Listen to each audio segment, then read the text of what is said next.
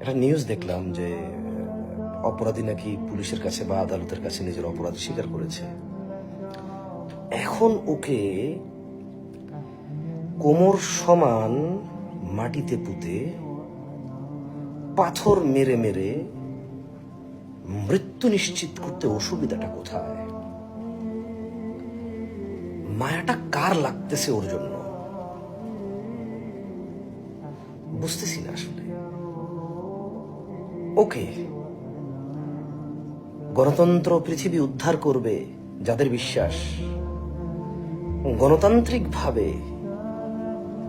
যারা ইনিল হুকমু ইল্লা লিল্লাহ, আল্লাহর দেওয়া বিধিবিধান শাস্তিকে যারা মনে করে সমাধান না। ডক্টর কামাল একটা অপরাধের একটা শাস্তি লিখে দিয়ে গেছে বাংলাদেশের সংবিধান। তো ওখানে 7 বছরের শিশু, নিষ্পাপ ওই ফুল, তাজা ওই প্রাণ,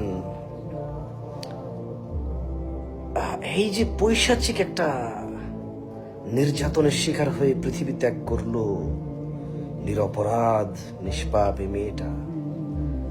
গণতন্ত্র আর ডক্টর কামাল কি শাস্তির কথা বলে গিয়েছে, ওইটা করেন না, কিছু তো বলে গেছে মনে হয়।